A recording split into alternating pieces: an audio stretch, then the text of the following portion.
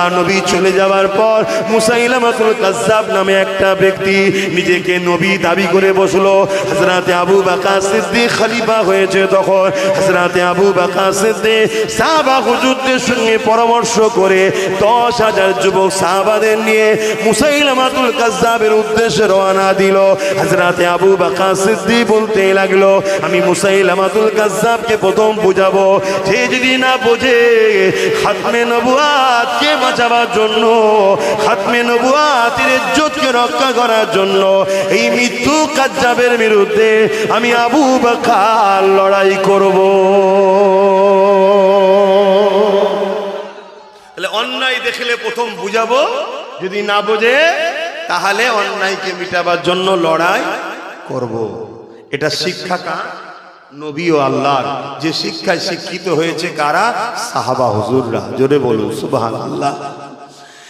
এই নওজোয়ান তরুণেরা, এদিকে ইউরোপ দুনিয়া, এদিকে ব্রিটেন, এদিকে আমল করে ইহুদি খ্রিস্টান সম্প্রদায়েরা মুসাইলামাতুল কাজ্জাবকে এক আগুন করে 90,000 সৈন্য দিয়েছে।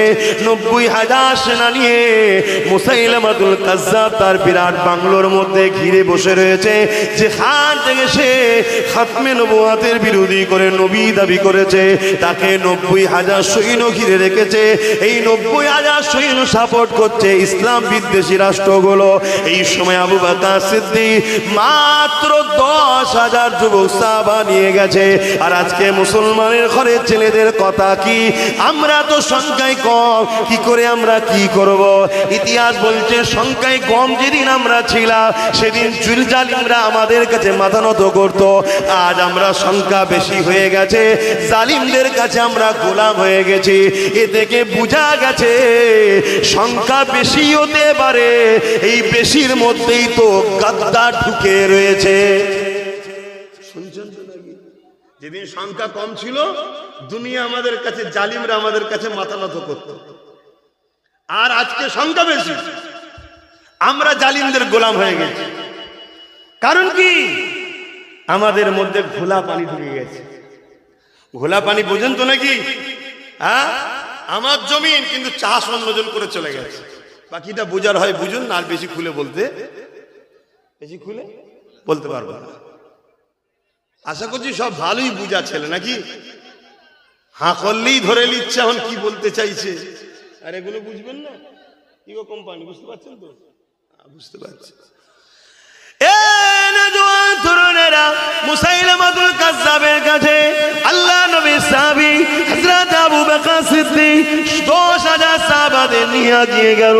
সাহাবা হুজুরকে রেখে দিয়ে হযরত আবু বকর সিদ্দিক এইভাবে আগিয়ে গেলেন। 90,000 সৈন্য নিয়ে মুসাইলামাতুল কাজ্জাব বড় অহংকারের সঙ্গে বসে রয়েছে। হযরত আবু বকর সিদ্দিক বলতে লাগলো, এ মুসাইলামাতুল কাজ্জাব, আল্লাহর কোরআন যেখানে বলেছে ওয়ালাকির রাসূলুল্লাহ ওয়া খাতামান নবী, আমার নবী পাক হলো শেষ নবী, সেখানে তুমি নবী দাবি করে কেন সমাজের বুকে ফিতনা লাগাতে লেগেছো? এই কথা যখনই বলতে লেগেছে, এ মুসাইলামাতুল কাজ্জাব, তুমি পরিবর্তন হও, তুমি তওবা করে ইস্তেগফার করো, ফিরে আসো। মুসাইলামাতুল কাজ্জাব আবু বকর সিদ্দিকের কথাকে শুনছে, কিন্তু চতুর্দিকে আবার তাকিয়ে দেখছে আবু বকরের সাথে মাত্র 10,000 আছে, আর আমার দিকে 90,000 রয়েছে। অর্থাৎ এই সুযোগে আবু বকরকে ছেড়ে দেওয়া যাবে না। এই সুযোগে আবু বকরের 10,000 সাহাবা সাথীদেরকে মেরে দিতে হবে, কেন আমার হাতে 90,000 রয়েছে। ঠিক আজকের মুসাইলামাতুল কাজ্জাবরাও ভাবছে, আজকেও মুসাইলামাতুল কাজ্জাবরা ভাবছে মুসলমানের হাতে কোনো নেতা নাই, মুসলমানদের কোনো এমপি মন্ত্রী নাই, মুসলমানদের কোনো মিনিস্টার নাই, মুসলমানদের কোনো সিএম পিএম নাই, মুসলমানদের কোনো সেনা নাই, পুলিশ নাই। এই সুযোগে এদেরকেও ভারত থেকে মিটিয়ে দিতে হবে। ভাবছে না হবে না? কিন্তু ওরা জানে না রেজাল্টটা কি হয় পরে, এটা ওরা বোঝে না। আল্লাহ প্রথম চিটেগুলোকে সাইজ করে দেবে। চিটে বোঝেন তো, ধানের সাথে থাকে, প্রচুর মুসলমান মরবে প্রথমে, অস্বীকার করছি না, সব চিটেগুলো। এবার যদি বলেন ভালো, হ্যাঁ ভালো, একটা দুটো যাবে, কে বলে যাবে না? আপনি দেখবেন একটা জারে দুটো আম থাকে, একটা পচা আর একটা ভালো। আপনি দেখবেন যখন ছাড়াবেন এই পচার সাথে ঠেকে থাকার জন্য ও পচে গেছে। কথা বুঝছেন তো? হযরতে নবী লূত আলাইহিস সালামকে আল্লাহ বলেছিল, নবী তোমার উম্মতের মধ্যে থেকে ৮০,০০০ লোককে মারব, তার মধ্যে ৪০,০০০ ভালো, ৪০,০০০ খারাপ। আল্লাহ বললেন, আল্লাহ ভালো লোকগুলোকে কেন মারবেন? খারাপ লোকগুলো পাপ করেছেন, মারবেন, অন্যায় করেছে, শাস্তি তো পেতেই হবে। আল্লাহ পাক কি উত্তর দিয়েছে জানেন? ও নবী লূত শোনো, ভালো লোকগুলো খারাপ লোকের বিরোধী না করে মেশে কেন, তাই এগুলোকেও মারবো। তাহলে আমরাও মার খাবো। কেন খাবো? খারাপের সঙ্গে মিশি, প্রতিবাদ করি না, এজন্য। কথা শুনছেন তো নাকি? যেমন নামাজ পড়া ইসলাম নাম, ভালো কাজ যেমন ইসলামের নাম, অন্যায়কে মিটানোটাও ইসলামের নাম। কেউ যদি বলে আমি ভালো কাজ করব, অন্যায়ের বিরোধী করব না, তার মানে সে ইসলামের আর্ধেক মানলো, আর্ধেককে অস্বীকার করলো, মানলো না। আর কিয়ামতের দিনে যারা হক কথা বলবে না, দুনিয়ায় জুলুম দেখার পরও চুপ থাকবে, কিয়ামতের দিন আল্লাহ তাদেরকে বুবা শয়তান করে তুলবে। এবার যদি বলে ও ভাইজান সব ঠিক আছে, হক কথা বললে তো জেলে যেতে হবে, তো তুমি আল্লাহকে ভালোবাসো, আল্লাহর জন্য জেলে যাবে না? ইব্রাহিম নবী আল্লাহর জন্য আগুনে গেল, ইউসুফ নবী জেলে গেল, মুসা নবী দেশ ছেড়ে নদী পার হয়ে চলে গেল, তা তুমি যাবে না? আমার নবী পাক আল্লাহর প্রেমে উহুদের ময়দানে দন্দা মোবারক শহীদ করলেন, তা তুমি করবে না? কেমন প্রেমিক তাহলে? কথা কিছু বুঝে আসছো তো? এসব আল্লাহর পরীক্ষা, আল্লাহর পরীক্ষা। এ বাপেরা না জওয়ানেরা, মুসাইলামাতুল কাযযাব ইশারা করে দিল ৯০,০০০ সৈন্যদের দিকে, আবু বকর ও তার বাহিনীকে ঘিরে ফেলো, এদেরকে একটা কেউ বেঁচে না যায়, এখান থেকে যেতে দেওয়া যাবে না। হামলা হয়ে গেল। সিদ্দিক আকবর আওয়াজ দিয়ে দিলে, ভাইরা আমরা এসেছিলাম বুঝাবো বলে, কিন্তু যখন হামলাই চাইছে, ডিফেন্সে তৈরি হয়ে যাও। আল্লাহু আকবার দিয়ে ১০,০০০ মুজাহিদ ইসলাম নবীর সাহাবারা ডিফেন্সে দাঁড়িয়ে গেল। এই ডিফেন্সে দাঁড়িয়ে গিয়ে ইতিহাসের পাতা সাক্ষী দেয়, মুসাইলামাতুল কাযযাব সহ ৯০,০০০ বাহিনীকে ১০,০০০ নবীর গোলাম আল্লাহর বান্দারা জাহান্নামে ৯০,০০০ বাহিনীকে পাঠিয়ে দিয়েছে।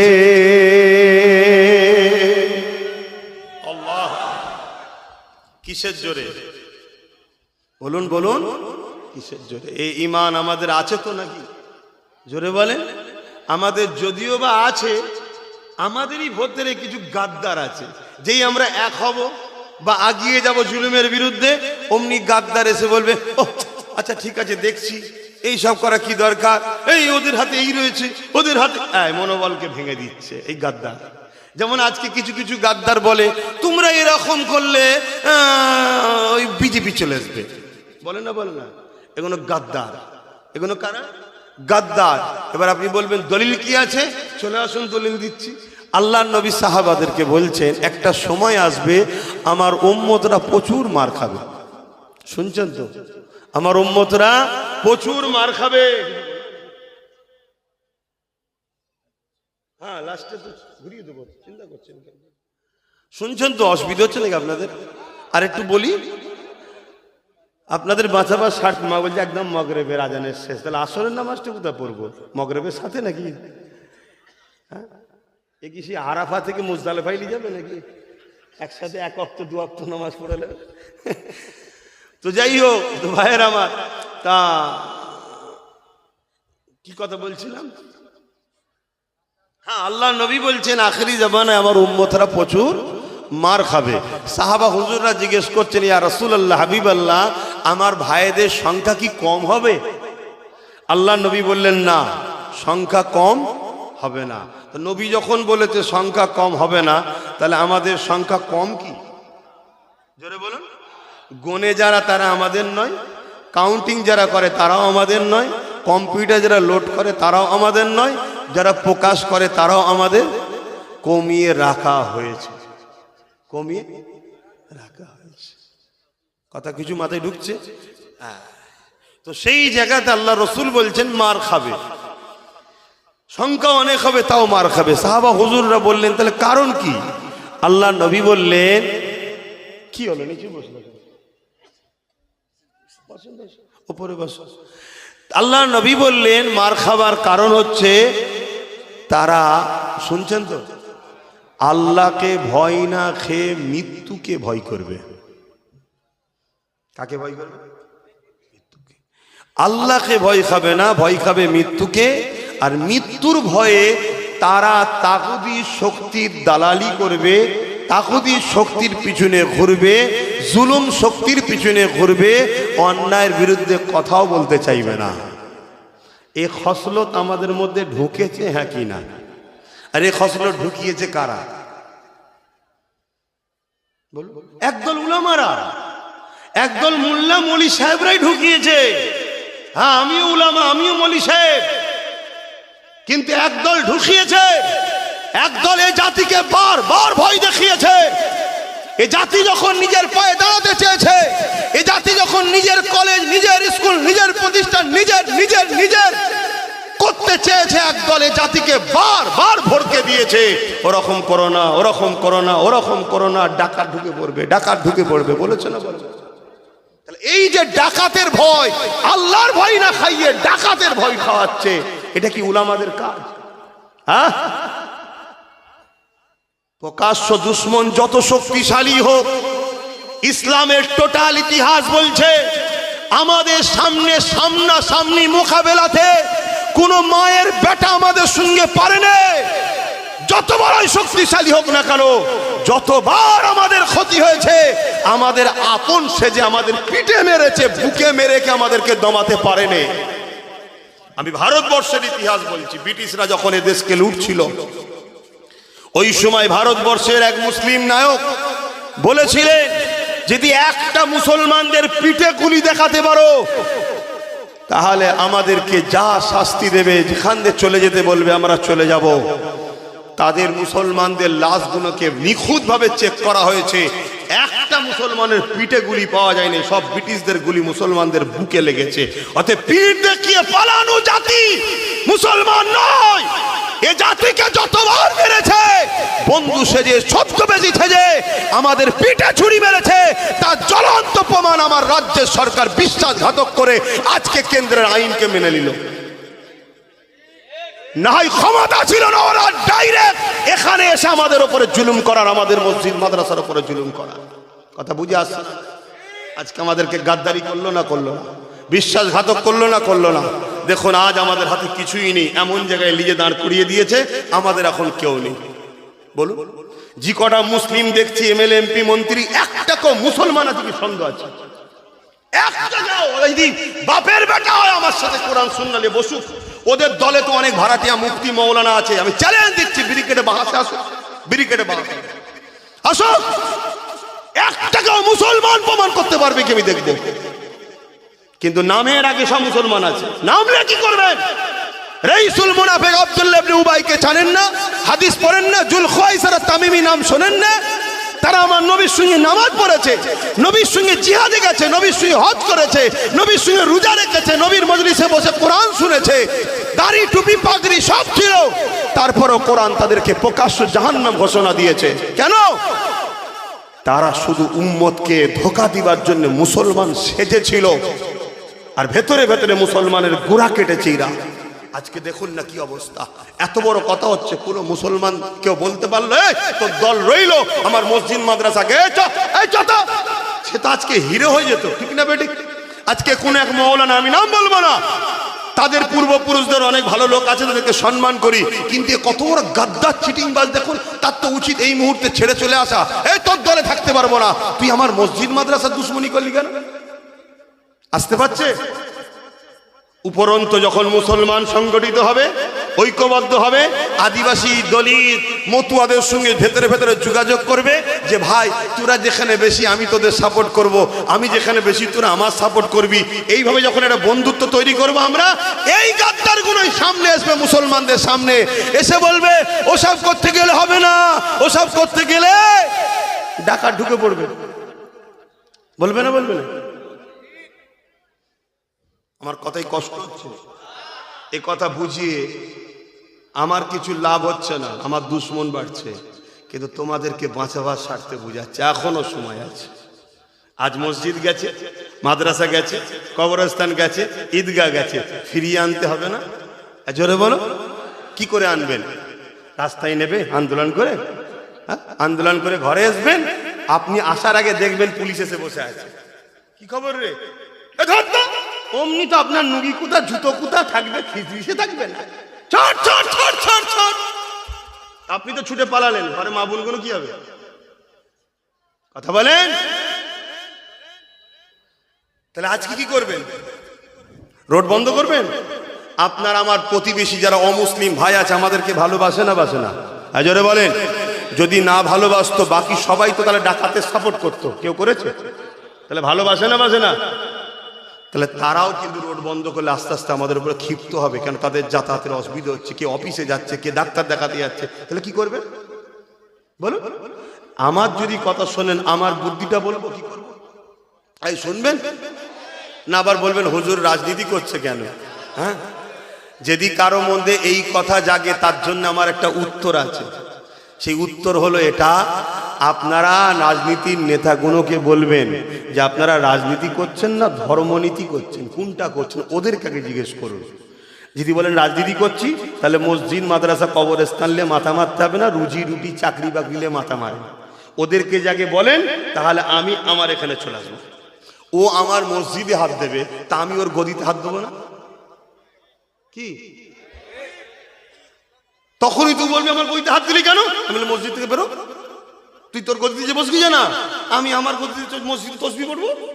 কি তুই আমার ঘরে ঢুকে গেছিস, আমি ঘর তোর ঘরে হাত দেবই? এখন প্রত্যেকটা আলেম ওলামা, ইমাম, মুফতি, মৌলানা, আমি মনে করি সবার জরুরি হয়ে গেছে মসজিদের জুম্মায় খুতবাতে দাঁড়িয়ে রাজনীতির কথা বলা। কেন রাজনীতি ইসলামে আছে না নাই? জোরে বলেন। বলা দরকার, বলা দরকার। তবে এই মেসেজটা যাবে জালিম নেতাদের কাছে। এই সব মুসলমানরা বলা শুরু করেছে, তখন ওরা বলবে এটা কি হচ্ছে, তোমরা হুজুর মানুষ এরকম করছো কেন? তখন আমরা বলবো তোমরা নেতা মানুষ হুজুর হতে চাইছো কেন? তোমরা তোমার জায়গায় যাও, আমরা আমার জায়গায় থাকবো, তবেই তো সমাধান হবে। আর নচেতে সমাধানের রাস্তা নেই। বা কথা বুঝে আসছে? তা চলে আসেন, এবার আমি বলছি কি, যে পাওয়ারে ওরা আমার মসজিদ মাদ্রাসা কবরস্থান ঈদগাহ খানকাকে লিখছে, এই পাওয়ারটা কি পাওয়ার? জোরে বলো। রাজ পাওয়ার। যেমন রাজ পাওয়ারে ওরা আমাদের মসজিদ মাদ্রাসা কবরস্থান লিখছে, আমাদেরকেও রাজ পাওয়ার তৈরি করে আবার আইন তৈরি করে আমরা আমাদের ফিরিয়ে নিতে হবে। পারবেন না? জোরে বলেন, পারবেন না? কেন আপনারা ছাড়া অন্য কারো দল চলবে না। তাহলে আপনারা তার সঙ্গে কথা বলবেন যে ওয়াদা করবে যে হ্যাঁ আমি যদি আসি বা আমরা যদি আসি তাহলে এই কাজটা করে উইথড্র করে দেবো। কিন্তু তার মানে এটা নয় যে আমরা সবাই মিলে তাকে সাপোর্ট করব। কেন জিতার পরে সে তো আবার গাদ্দার হতে পারে। ওই চেয়ারের একটা পায়া, সেই বলেছিলাম মনে আছে, ওই চেয়ারের একটা পায়া এই যে বসে আছে, আমি আমাদের মৌলানা সাহেবকে দিয়েই বলছি, কথা বুঝে আসছে? মৌলানা সাহেবই ধরুন বসে আছে গদিতে, আর আমি বসে আছো তো নাকি? এখন তিনটে পায়া ওনার নিজের আর একটা আমাদের। উনি যদি ওইখানে বসে আমাদের বিরোধী করে, তাহলে আমরা তো এসে বলবো ওটো আমার পায়াটা খুলে নি, বসে থাকতে পারবে? তাহলে আমাদের যদি 50, 60, 70টা থাকে, বাকি তোরা যা করবি করবে, যা চারজন মিলে মারপিট করে কে কি পেয়েছিস দেখবো। এবারে যে আসবি আয়, আমার পা লাগাই বস। শুনছেন তো নাকি? আমার কথা বুঝছেন তো নাকি? আর বসে যেন বলবি নি দিল্লি চল যাও, তাহলে এসে কান ধরে তুলে দেবো। শুনছেন তো নাকি? হ্যাঁ, যদি আজ আমার হাতে থাক তোর কান ধরেই তুলতুন। বাপের বেটা বলে যাচ্ছি, কান ধরেই তুলে দিত। আগলামি ধরেছিস, কথা বুঝছেন না, বোঝেন না? কিন্তু আমার কম আমার কথা শুনলো না। যদিও বা শুনেছে, ওই এক শ্রেণীর দালালদের ঘরে অর্থ দিয়ে ছেড়ে দিয়েছে, তারা যা ভয় দেখিয়েছে এ কম সব জড়ো হয়ে গেছে। আরে একই ব্যাপার, গোডাউন একটা, শোরুম দুটো, এখানে অন্য নামে বিক্রি হচ্ছে, অন্য রাজ্যে অন্য নামে বিক্রি হচ্ছে। কি পার্থক্য আছে বলুন না? ও মাদ্রাসা ভাঙছে বোল্ডুজার দিয়ে, ও মাদ্রাসা ভাঙছে বোল্ডুজার দিয়ে, ও ওয়াকফকে নিয়ে নিল, ও ওয়াকফকে নিয়ে নিল। আরেকটা খবর জানেন আপনারা? এটা জানেন আপনারা? যেসব মসজিদগুলো ওয়াকফে লিল্লাহ নেই, এমনি অনেক মসজিদ আছে তো নাকি, সেই মসজিদগুলোকেও সার্চ করে দেখেন পশ্চিমবঙ্গ সরকার কালেক্টর দখল করে নিচ্ছে। আপনাদের খুঁজেই নেই, আপনি শুধু ওই কান লিগে ওর পিছনে ছুটছেন। এই যে ভেতরে ভেতরে কি ক্ষতি আপনাদের করে দিয়ে যাচ্ছে আপনারা জানেন না। আপনাদের আর একটা খবর জানেন, ওবিসি কি হয়েছে? ওবিসি, এই ওবিসি জানেন কি জিনিস?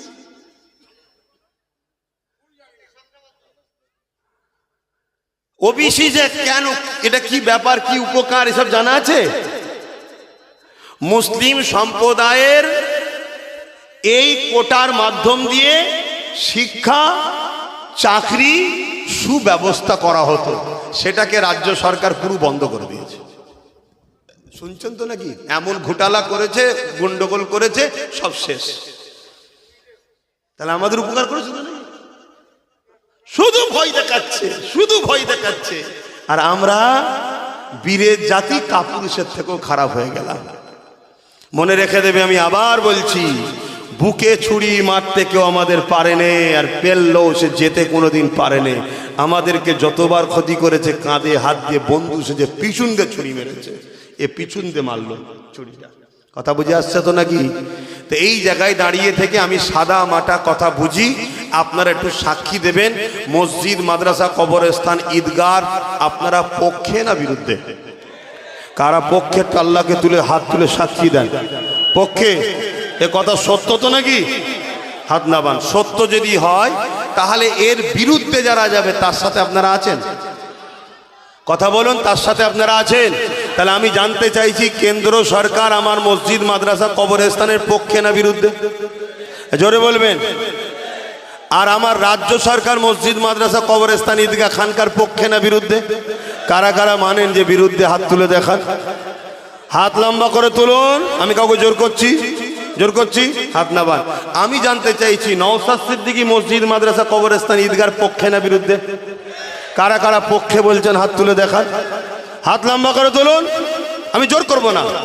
কেউ হাত তুলতে বাকি আছে কি? হাত তুলে রাখেন, হাত তুলে রাখেন। কেউ হাত তুলতে বাকি আছে কি দেখুন, কেন গাদ্দার চিনা দরকার। দেখুন কেউ হাত তুলতে বাকি আছে, হাত না বান। তাহলে আপনি যদি সত্যি মসজিদ মাদ্রাসার পক্ষে হন, যে মসজিদ মাদ্রাসাকে বাঁচাবার জন্য সুপ্রিম কোর্টে সাথ দিয়েছে, তাকে আরো শক্তিশালী করা দরকার আছে না? না। যে মসজিদ মাদ্রাসার জন্য লড়তে বাঁচাতে গিয়ে জেল খেটেছে, তার সাথ দেওয়া দরকার আছে না? নাই। আমি আব্বাস সিদ্দিকী ধর্ম প্রচার করি, জলসা করি, আমি এদিকে আছি, ইনি মৌলানা সাহেব, ইমাম সাহেব, উনি নামাজ পড়ায়, উনি মসজিদ মাদ্রাসা চালায়, আমরা না হয় পারছি না, কিন্তু যে লড়ছে মসজিদ মাদ্রাসার জন্য, কবরস্থানের ঈদগাহর জন্য, সুপ্রিম কোর্ট পর্যন্ত কেস চালাচ্ছে এখনো, তার সাথ দিয়ে আমাদের ইমানি দায়িত্ব আছে না? নাই। এবার এই দায়িত্বে যদি আমার পাড়ার কোনো দু চারটে মুনাফেক মুসলমান বলে না মসজিদ মাদ্রাসার দুশ্মন, যে তার সাথ দিতে হবে, আগে এই কাঁটাগুলোকে পরিষ্কার করতে হবে। এই গাদ্দারগুলোর জন্যই আজকে আমরা শেষ হয়েছি। মুসলিম এলাকায় আইএস আছে, মুসলিম এলাকায় আইপিএস আছে, মুসলিম এলাকায় ডাব্লিউবিএসএস পড়া লোক আছে, মুসলিম এলাকায় কোনো জজ চাকরি পেয়েছে আছে, মুসলিম এলাকায় কোনো ডিএম আছে, মুসলিম এলাকায় কোনো বিজ্ঞানী, বড় বড় সায়েন্টিস্ট আছে, কিন্তু মুসলিম এলাকায় ঘুরে ঘুরে দেখো গুন্ডা পাওয়া যাবে, গুন্ডা। আর এই গুন্ডাগুলো করেছে কারা? এই তথাকথিত সেকুলার নামে রাজনীতির রুটি শাখার জন্য গুন্ডা তৈরি করেছে, বাকি মুসলমানগুলোকে কন্ট্রোল করার জন্য। কিন্তু তোমরা হুঁশ নাই, তোমাদের নামগুলো সব রেড জোনে উঠছে, গুগলে সাবমিট হচ্ছে যে এই মুসলিম এলাকাগুলোই সমাজ বিরোধীরা থাকে, গুন্ডা থাকে। একদিন যখন তোমাদেরকে গণহত্যা করা হবে, রাষ্ট্রসংঘ যখন বলবে কেন মারছো তো ঘরে, তখন দেশ দেখাবে, দেখুন এদের রিপোর্ট 100 বছরের, এরা শুধু সমাজ বিরোধী, এদের এলাকায় গুন্ডা, ডাকাত, চোর, মস্তান, কোনো ডাক্তার নেই, উকিল নেই, জজ নেই, ডিএম নেই, আইএস আইপিএস কেউ নেই। কি প্ল্যান চলছে বুঝতে পারছো? এটা একদিনের নয়। তুই মনে করেন আজকে ভেবেছে কালকে না? এই যে ওয়াকফ বিল লাগু হয়ে গেল, এটা কি তুমি মনে করছো কালকে সব মসজিদে নেবে নাকি? না, প্রথম নেবে মেন শহরগুলোকে। তুমি ভাববে আমারটা তো রয়েছে, কেন একসাথে নিলেই তো মজা এসে যাবে, একসাথে নিলে তো সবাই বেরিয়ে পড়বে, আর সবাই বেরিয়ে গেলে এদেরকে ট্যাকেল করার ক্ষমতাও নাই। কথা শুনছে? তাহলে এই মুহূর্তে আমাদের করা কি দরকার? আমাদের করা দরকার যে লড়ছে তার সাথ দাও। আর সে কি করছে? সে মতুয়াদের কাছে যাচ্ছে, মতুয়াদের যে বুঝাচ্ছে, ভাই আমরা তো জানতাম তোমরা ভারতবর্ষের লোক, এই রিসেন্ট শুনছি তোমরা নাকি বাংলাদেশি। শুনছেন তো? নওশাদ যে বুঝাচ্ছে, তার কাজ এটা। তো ভাই তোমরাও তো বিপদে, আমরাও তো বিপদে। আদিবাসীদের কাছে যাচ্ছে, আদিবাসীদের বুঝাচ্ছে, ভাই আমাদের ওয়াকফ গেল, তোদের জল জঙ্গল চলে গেল।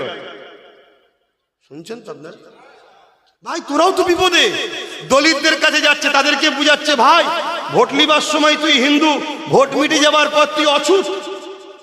তোর ছেলে ঘোড়ার পিঠে করে বের করতে গেলে মেরে ফেলছে, তোর ছেলে কারো পাত্রে হাত দিলে মেরে ফেলছে, এভাবে তাকে বুঝাচ্ছে। শুনছেন তো নাকি? তো এক কাজ কর ভাই, তুই মতুয়া যেখানে বেশি, আমরা মুসলমান 15-20%, তোকে ভোট দেবো, তোর লোক দাঁড় করা। যেখানে আদিবাসী বেশি, ভাই আমরা 15-20%, তোরা দাঁড়া, আমরা মুসলমানরা ভোট দেবো। যেখানে দলিত বেশি, ভাই তোরা দাঁড়া, আমরা মুসলমানরা ভোট দেবো। আবার যেখানে আমরা মুসলমান 50-60% আছি, আমরা দাঁড়াবো, তোরা আমাদেরকে ভোট দে। বাদুরিয়ায় দে, বসিরহাটে দে, দেগঙ্গায় দে, হাড়ুয়ায় দে। এভাবে একটা সেটিং তৈরি করে ও চাইছে একটা পাওয়ার তৈরি করব, যাতে করে প্রত্যেকটা গরিব অসহায় মানুষ সংবিধান যা অধিকার দিয়েছে অধিকার থেকে বাঁচতে পারে। এর জন্য আমার কমসে কম কমের মানুষের কাছে, আমার ভালোবাসার মানুষের কাছে কথা, ওর সাথ দেওয়া দরকার আছে না নাই? আমি কি ভুল বলছি? রাগ হচ্ছে আপনাদের? এখন সব মাখামাখি হয়ে গেছে, কে নেতা কে হুজুর আর বোঝা মুশকিল। সব মুখে মুখ দিয়ে গো গো গো করছে। এখন ওসব দেখাতে কি নেই আর? ধর্মনীতি রাজনীতি সব এখন মিছে খিচড়ি টাইপের হয়ে গেছে। এই ভুল বলছি নাকি? হ্যাঁ, অতএব তাহলে সেই জায়গায় আপনারা আমার সাথে কারা সহমত, একটু হাত তুলে আল্লাহকে সাক্ষী দেবেন। সহমত তো নাকি? ধোকা দেবেন না তো? সহমত তো নাকি? হাত লম্বা করে তুলেছেন, আলহামদুলিল্লাহ। কারা হাত তোলেন একটু শুধু দেখে নেবেন, কারা হাত তোলেন শুধু একটু দেখে নেবেন।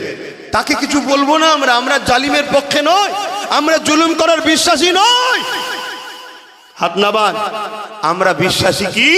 আমরা শুধু চিনে নেব যে ভাই তুই মসজিদ মাদ্রাসার পক্ষে নয়, বাস তোর জানাজাটা তুই একাই করে নিস।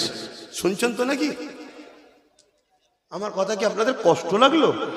লাগলে আব্বাস সিদ্দিকীর থেকে দূরে সরে যান। ওপেন কথা, আমি কারো খাই না, কারো ধার ধরি না। আমি যে কথা বলছি আল্লাহর সৃষ্টি মানুষকে বাঁচাবার জন্যে, এবং আল্লাহর ঘর মসজিদ মাদ্রাসা কবরস্থান দিনকে বাঁচাবার জন্য বলছি। বলার অধিকার আছে না নাই? এ কথা বলতে গিয়ে এক জায়গায় বলেছিলাম যে ভোট দিয়া অমুক অমুককে হারাম, সব কেটে বাদ দিয়ে শুধু একটা কথা ছড়িয়েছে, টিএমসি কে ভোট দিয়া হারাম। আব্বাস সিদ্দিকী বলছি, দেখেছেন তো নাকি? বলেছি ভোট দিলে ইমান চলে যাবে। কি বলেছি বলবেন তো? ইমান চলে যাবে। এই কথাটুকু কেটে ছড়াচ্ছে। একটু আপনারা পুরোটা শুনবেন কি? পুরোটা শোনা দরকার আছে না নাই? বিশেষ করে আপনাদের এই বসিরহাট সাব ডিভিশনে একটু বেশি করে ছড়াচ্ছে। কথা বুঝে আসছে? কারা করছে সেটাও জানি। কথা বুঝে আসছে? কেন অনেক সময় চাল আলু পেঁয়াজ ইটা সিটা পাই, তো এই জন্য একটু করতে হয়, না করলেও নয়। ওপর থেকে একটা ইশারা আছে, কি গো আমরা বিপদে, তোমরা একটু দেখবে না। কথা বুঝে আসছে তো নাকি? এই জন্য চেষ্টা করছে, কিন্তু সত্য মিথ্যাটা জানা দরকার আছে না নাই? তাই যদি শুনতে চান, তাহলে কারা কারা শুনতে চান একটু হাত তুলুন। সবাই যখন শুনতে চাইছে আমার বলা দরকার, সবাই যদি শুনতে না চাই তো বলার প্রয়োজনও নাই। একটু সালামটা তার আগে পড়ে নি, ইয়া নবী সালাম।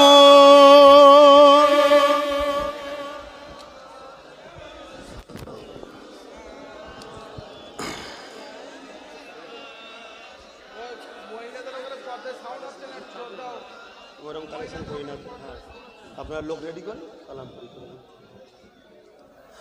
আমাদের পানি গোবরা হুজুরের আওলাদও এসছে, ওনাদের ওখানেও তো আমায় দাওয়াত করেছে। কি যে হবে আল্লাহ জানে, আমাকে আবার দাওয়াত করেছে। হুজুর খুঁজে পাইনি, কি যে হবে আল্লাহ জানে। তো যাই হোক, কবে জলসা যেন আপনাদের? ও মাঘ মাসের 28-29, আমার মানে 29 তারিখে দাওয়াত করেছেন এরা। আল্লাহ বেঁচিয়ে রাখলে, সুস্থ রাখলে আসবো। যাই হোক, এখন আজকে এলাম, এই পর্যন্ত যা বললাম কষ্ট হলো নাকি? যদি হয় এই সুযোগে আস্তে আস্তে বেরিয়ে যান।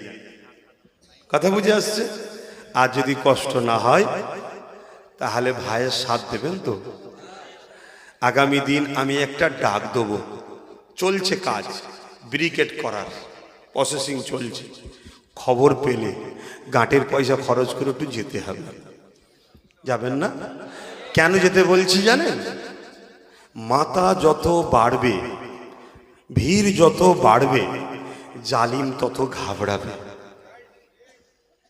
কথা বুঝে আসছে? এজন্যে আপনাদের বলছি, মাথা বাড়ানো দরকার, ভিড় বাড়ানো দরকার। কেন? আন্দোলনই বিপ্লব তৈরি করে, আর বিপ্লবী জুলুমকে খতম করে। কথা বুঝে আসছে? আমি এতক্ষণ ধরে যা ওয়াজ করেছি আপনাদের, হ্যাঁ বললে তাকেই পাঠাবো। এবারে শুনছেন তো নাকি? আমরা এটা ইতিহাস জানি, যত আমরা সংগঠিত হব, ঐক্য হব, তত একে অপরকে দেখে আমাদের মধ্যে আত্মবিশ্বাসটাও জন্মাবে। ঠিক না বেটি? হ্যাঁ। তো সেই জায়গাতে আমাদের দায়িত্ব, আমাদের অকাব, আমাদের মসজিদ, মাদ্রাসা, কবরস্থান, ঈদগাহ, খানকাকে যে লুটতে চাইবে তাকে আমরা ছাড়বো না। ঠিক না বেটি? সে যত বড় সুপার পাওয়ার হোক না কেন, কেন কোনো পাওয়ারই চিরস্থায়ী নয়। একমাত্র একজনেরই পাওয়ার চিরস্থায়ী, যিনি হলেন আল্লাহ সাইয়্যুল কাদির, যিনি একমাত্র শক্তিমান। জোরে বলুন সুবহানাল্লাহ। যিনি আমাদেরই ইমানের পরীক্ষার জন্য জালিমদেরকে বসিয়েছে। অতএব এই জায়গায় আমরা ফেল হয়ে গেলে হবে না, আমাদেরকে পরীক্ষা মজবুতির সাথে দিতে হবে। তো যাই হোক, আসেন সকলে উচ্চ আওয়াজে জবান খুলে সালাত ও সালাম পাঠ করব। সকলে পড়েন এবং আমি একটা নম্বর দেবো, নম্বরটাও রাখবেন। অনেকে আমার নামে মিথ্যা প্রচারও করতে পারে, এ ডেট ও ডেট করে আপনাদের বিভ্রান্তিতে ফেলতে পারে। বা আমি প্রতি শুক্রবার দিন লাইভে বসি, পীরজাদা এমডি আব্বাস সিদ্দিকী বলে আমার একটা পেজ আছে এবং PABS ইউটিউব চ্যানেল আছে, তাতে আমি লাইভে বসি, তাতেও আমি ঘোষণা দেবো, আপনারা জানতে পারবেন। মিডিয়ার মাধ্যমেও ঘোষণা দেবো। আসেন সকলে সালাত ও সালাম পাঠ করি। তবে ওই ডাক আপনারা খবর পেলে কিন্তু মিস করবেন না। এখানে একটা বিরাট বড় বিজয়ের একটা কিন্তু সূচনা শুরু হবে, যেটা আপনার বাচ্চার জন্য আপনি কি করে যাচ্ছেন এটাকেও মাথায় এলেন। ছোট হোক, মালিক হন।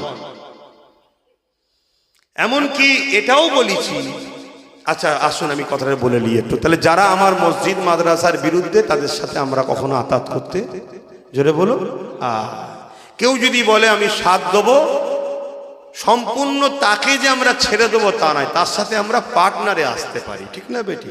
পার্টনারে। কেন? সে আবার একই জিনিসই তো করতে পারে। কেউ বলেছিল 10,000 মাদ্রাসা দেবো, দিয়েছে। তাহলে আবার তো কেউ বলতে পারে 50,000 দেবো, এসে সেই একই হবে না? অতএব পার্টনার ওই চেয়ারের একটা পায়া, মনে থাকবে, এইটাকে ভুলবেন না। যতদিন না মুসলমান এই ভাগিদারিতে আসবে, ততদিন তোমার আমার তকদির চমকাবে না। এইটাই ডাক্তার বাবা সাহেব আম্বেদকরও বলেছে, ভাগিদারিতে আসো। তো এতক্ষণ ধরে যা কিছু বলেছি আপনারা হয়তো অনেকে মনে করতে পারেন যে হুজুর আপনি সবই ঠিক আছে, কিছুটা রাজনীতির কথা বললেন, তাহলে ফেরাউনের বিরুদ্ধে বলা যাবে না? নমরুদের, এজিদের? তা আজকের কোনো ফেরাউন, নমরুদ, এজিদের মধ্যে কি পার্থক্য আছে? তাহলে মরা ফেরাউনের বিরুদ্ধে বলতে খুব ভাল লাগে, জ্যান্ত গুণের বিরুদ্ধে বলবেন না? বলছে মরা গুণ তোর বললে তো তারা তা শুনতে পেচ্ছে না, জ্যান্ত গুণকে বললে যদি অসুবিধে হয়, তা তোমার অসুবিধের চিন্তা করতে পারো, আমরা ইমানদাররা অসুবিধের চিন্তা করি না। কেন? যিনি জান দিয়েছে তিনিই রেখেছেন, তিনিই নেবেন, তৃতীয় কারো অধিকার।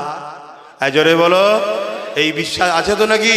হ্যাঁ, কামানের সামনে দাঁড় করিয়ে, AK-47 সামনে দাঁড় করিয়ে টিগারে যদি হাত দেও বলে এখনই ছেড়ে দেবো, ওখানেও মুচকে হেসে বলো মরণ যদি আল্লাহর আগে মরবো, আর নাই তোর বাপেরও ক্ষমতা নেই। এটা হলো ইমান, এটা ইমান। আমার দাদা হুজুরকে তোমাদের এই গোবরডাঙ্গাতে পর পর 3টে গুলি মেরেছিল, সামনে থেকে মরে গেছিল, গুলি লেগেছিল। কেন? সব ক্ষমতার মালিক কে? একটু ওরম ভাবে বললাম, জবান ছেড়ে দে বলুন কে, আরো জোরে বলুন কে, আমার সাথে আরো একবার বলুন আল্লাহু আকবার। হাত তুলে আঙুল তুলে বলুন শাহাদাত। আল্লাহু আকবার, আল্লাহু আকবার, আল্লাহু আকবার। হ্যাঁ, বালা মুসিবত এলে আজান দিতে হয়। কেন? আজানে আল্লাহর নাম আছে। বালা পালায়, কোনো সমস্যায় পড়লেন তাকবীর দেবেন, আল্লাহর নামে ধবন আওয়াজে আচ্ছা আচ্ছা বালা এমনি পালাবে। ইয়া নবী সালামুন, ইয়া রাসূল ইয়া হাবিব সালাম, সালাওয়াতুল্লাহ। কঠিন হাসরের দিনে কি আছে মোদের কপালে, গুনাহগার উম্মাত আপনার লইবেন সঙ্গে মাহশরে। নবী সালামুন, ইয়া রাসূল সালামুন, ইয়া হাবিব সালাম, সালাওয়াতুল্লাহ। সকলে বসেন, নামাজের জন্য সংক্ষেপ করব। সকলে বসেন, এক্ষুনি একটা ছোট্ট ওই কথাটা বলে দিয়ে এক্ষুনি দোয়া করে দেবো, তারপরে নামাজ হবে। শোনেন ছোট্ট করে কথা। এটা কি মাদ্রাসা? তো এই দেখবেন তো, এটা কি মাদ্রাসা? কার ঘর? আমার নবীর ঘর। কার ঘর? নবীর ঘর। এ ঘর বাঁচাক আপনারা চান তো? আমরা মসজিদ মাদ্রাসা ধর্ম করি সরকারি টাকা নয়, নিজের গাঁটের পয়সায়। কথা বুঝে আসছে? আমরা ট্যাক্সের পয়সায় করি না, নিজেদের গাঁটের পয়সায় করি।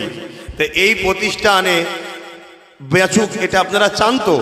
তবে প্রথমে আপনারা পকেটে হাত দেন, ছেলেরা যাচ্ছে, যার যা খুশি একটু শরীক হন, যার যা খুশি একটু শরীক হন, মাদ্রাসায় দেন।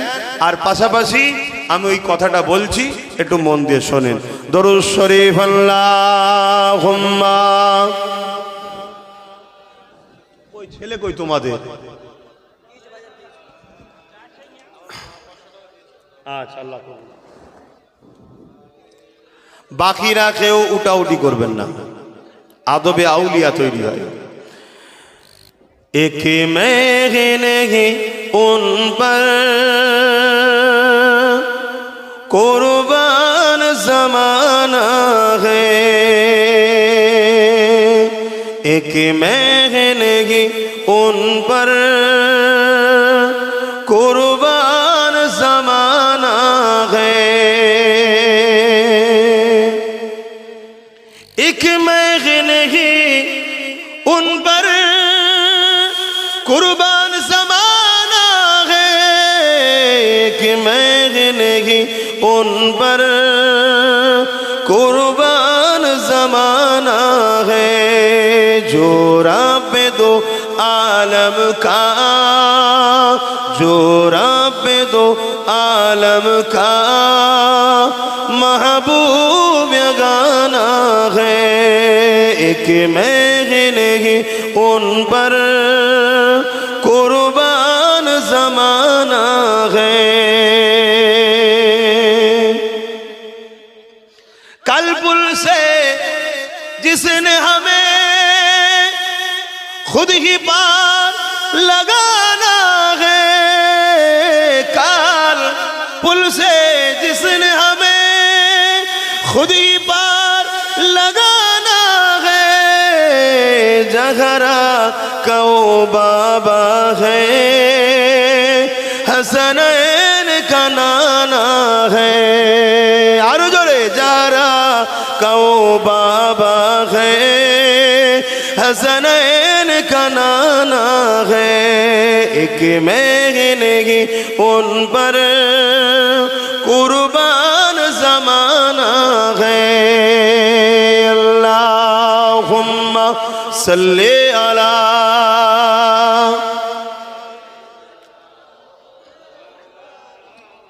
अल्लाह अल्लाह अल्लाह।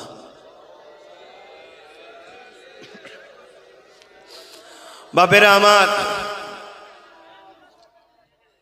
সংক্ষেপ করছি, আর 5 মিনিট লোবো, 4:15-20 দিকে নামাজ হয়ে যাবে ইনশাল্লাহ। সময় আছে, চিন্তার কোনো কারণ নেই, মেঘলা বলে ঘাবড়াবেন না।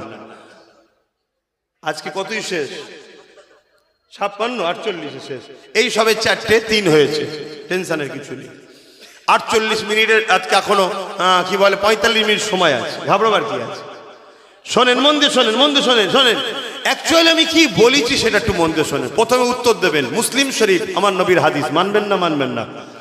এই নবীর হাদিস মানবেন না মানবেন না? নবীর হাদিসকে যারা মানে না বা তুচ্ছ তাচ্ছিল্য করে তাদের ঈমান থাকে। বেশি দূর নয়, বসিরহাট হুজুরের বাড়ি। আরে কি বলে পশ্চিম, আপনারা উত্তর 24 পরগনার মানুষ সৌভাগ্যবান, এত বড় হাদিসের হাফেজকে আপনারা বুকে পেয়েছেন। জোরে বলুন সুবহানাল্লাহ। আল্লাহ কি নিয়ামত করেছে। তো যাই হোক, মিশকাত শরীফের মুসলিম শরীফের হাদিস, রাসূল বলছেন অন্যায় দেখলে হাত দিয়ে রোখো। নবী কি বলছেন? অন্যায় দেখলে হাত দিয়ে রোখো। যদি হাত দিয়ে রুখতে না পারো, মুখ দিয়ে প্রতিবাদ করো। যদি মুখ দিয়ে প্রতিবাদ করতে না পারো, অন্তর থেকে ঘৃণা করে দূরে সরে যাও। যদি ঘৃণা করে দূরে সরতে না পারো, তার মধ্যে আর ঈমান নাই। কিন্তু ঘৃণা করে যে দূরে সরে যায়, এর মধ্যে ঈমান আছে। কিন্তু রাসূল বলছেন এই ঈমানটা বড় দুর্বল, বড় দুর্বল। তাহলে নম্বর 1, অন্যায় দেখলে হাত দিয়ে রোখো, এটা হলো এ ক্যাটাগরির ঈমান।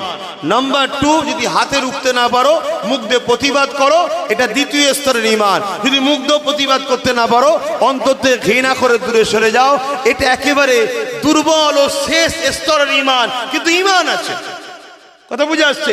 কিন্তু যদি কেউ অন্যায় দেখে হাত দিয়ে রুখলো না, মুখ দিয়ে প্রতিবাদও করলো না, অন্তর থেকে ঘৃণা করলো না, উপরন্ত অন্যায়কে সাপোর্ট করলো, তার মধ্যে ঈমান থাকবে?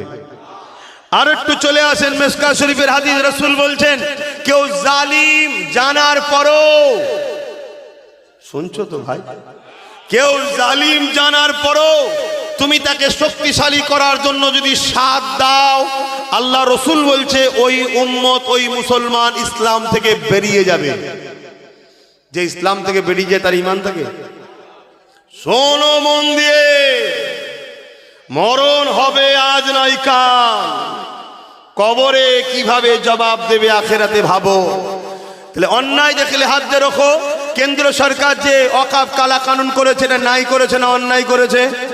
রাসূলুল্লাহর হাদিস, হাতে রুখতে হবে। যদি হাতে রুখতে না পারি, মুখ দিয়ে প্রতিবাদ করতে হবে। যদি মুখে